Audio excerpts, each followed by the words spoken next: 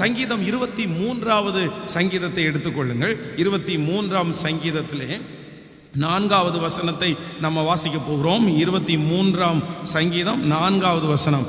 நான் மரண இருளின் பள்ளத்தாக்கிலே நடந்தாலும் பொல்லாப்புக்கு பயப்படேன், தேவரீர் என்னோடு கூட இருக்கிறீர், உமது கோலும் உமது தடியும் என்னை தேற்றும்.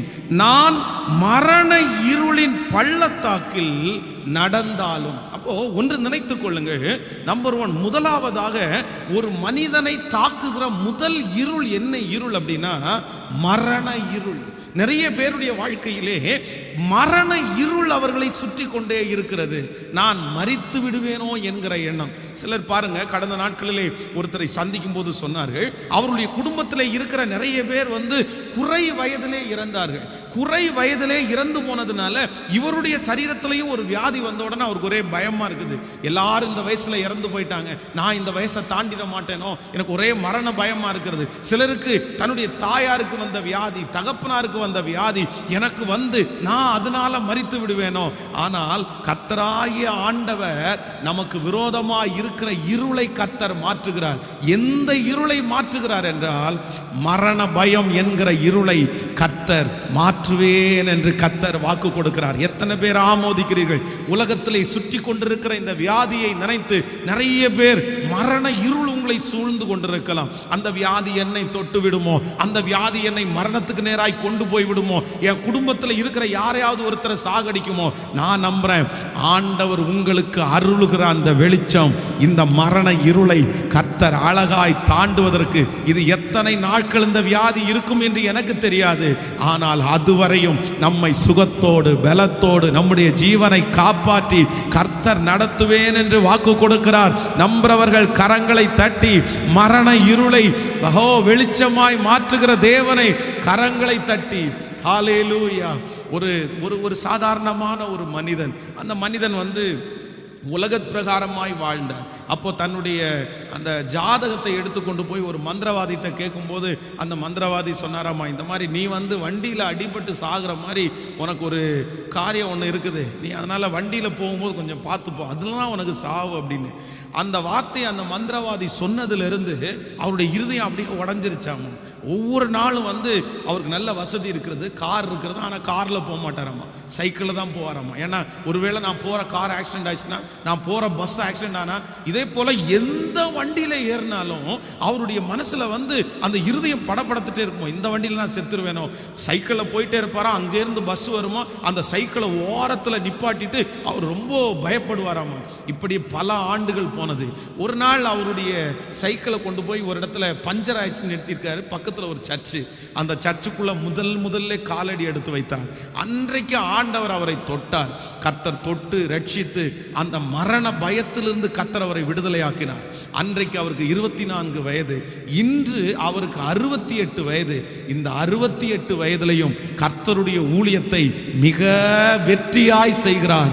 அவருடைய ஜீவனை கர்த்தர் காப்பாற்றி மரண இருளை கர்த்தர் வெளிச்சமாய் மாற்றினார். நான் நம்புறேன், ஆண்டவர் யாருக்காக இந்த வார்த்தை சொல்லுகிறார் என்று தெரியாது, உங்கள் யாருக்கு மரண பயம் இருக்கிறது என்று தெரியாது, ஆனால் கர்த்தர் இன்றைக்கு வாக்கு கொடுக்கிறார். இல்லை, நான் எதை உனக்கு வெளிச்சமாய் மாற்ற போறேன் என்றால் உங்களுக்குள்ளேயே இருக்கிற மரண இருளை கர்த்தர் வெளிச்சமாய் மாற்ற போகிறார். உங்களுக்கானதை கொடுக்கிற வரை, உங்களை ஒரு இடத்துல கர்த்தர் கொண்டு போய் நிற்க வைக்கிற வரை, உங்கள் தரிசனம் முடிகிற வரை நமக்கு எது வந்தாலும் நம்மை தொடரவே தொடராது.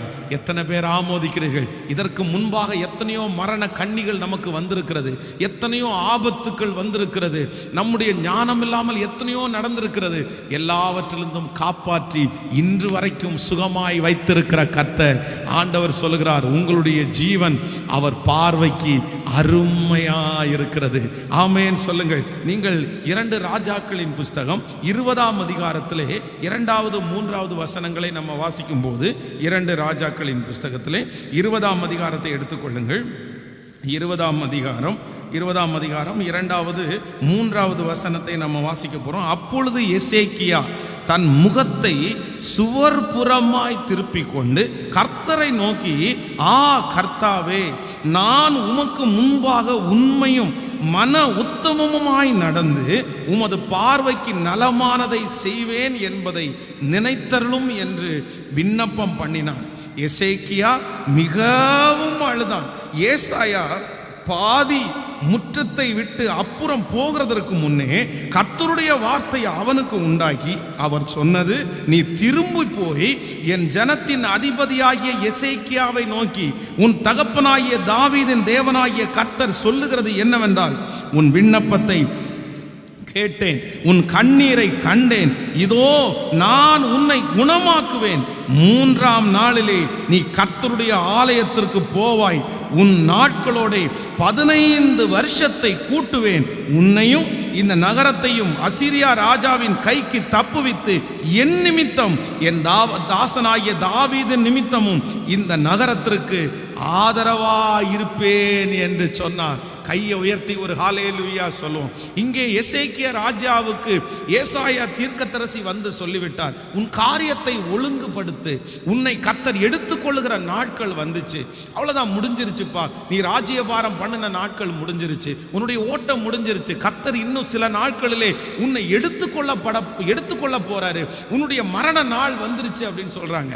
உடனே இந்த எசேக்கியா, இல்ல ஆண்டவரே, இன்னும் என்னுடைய காரியங்கள் நிறைய செய்ய வேண்டியது இருக்குது, நான் இன்னும் இந்த உலகத்தில் வாழ விரும்புகிறேன், என்ன திரும்ப ஒரு ஜீவனை கொடுப்பீங்களான்னு சுவர்புறமாய் திரும்பி கண்ணீர் விட்டு ஒரு ராஜா அழுகிறார். அப்பொழுது தீர்க்க தரிசனம் சொல்லி பாதி முற்றத்திற்கு தீர்க்கதரிசி போறதுக்கு முன்னாடி அந்த நிமிஷத்துக்குள்ள கர்த்தர் ஜெபத்தை கேட்டாரு.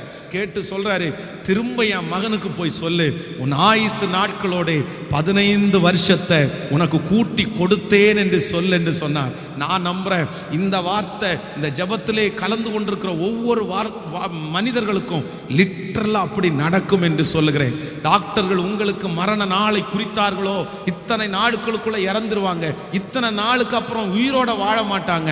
ஆனா ஆண்டவர் சொல்லுகிறார், இல்லை, என் தேவனாகிய கர்த்தர் உன்னுடைய ஆயுசு நாட்களை கர்த்தர் பெருக பண்ண போகிறார். உங்கள் பலவீனத்தின் நிமித்தம் நீங்கள் மரிக்க போவதில்லை. உங்கள் சரீரத்திலே இருக்கிற பலவீனம் உங்களை சாகடிக்க போவதில்லை. கர்த்தர் உங்களுடைய ஆயுசு நாட்களை பெருக பண்ண போகிறார். எத்தனை பேர் ஆமோதிக்கிறீர்கள்? கைகளை மேல உயர்த்தி சொல்லுங்க, ராஜா நான் நம்புறேன் ஆண்டவரேன்னு சொல்லுங்க. எஸ், ஹல்லேலூயா. முழு பலத்தோடு மரண இருள் நம்மை விட்டு விலகுகிறது. நிறைய பேரை விட்டு மரண இருள் விலகுகிறது.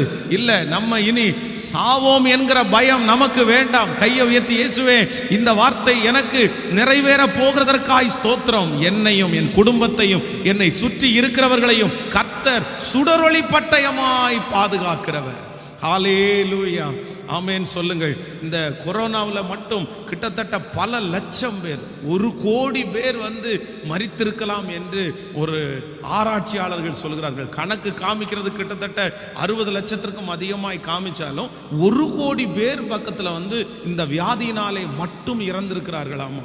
ஆனால் இத்தனை பேரும் இந்த உலகத்தை விட்டு கடந்து போன பிற்பாடும் நம்முடைய ஜீவனை இதுவரைக்கும் கர்த்தர் காப்பாற்றி இருக்கிறார். கர்த்தர் நம்மை சுகமாய் வைத்திருக்கிறார். அப்ப நான் நம்புறேன், இனியும் நாம் செய்ய வேண்டிய காரியம் நிறைய இருக்குது. மரண இருள் உங்களுக்குள்ளே இருக்கவே வேண்டாம். கர்த்தர் நியமிக்கிற நாள் வரைக்கும் உங்களுக்கு எத்தனை பலவீனம் வந்தாலும் உங்கள் உயிரை யாரும் எடுக்கவே முடியாது.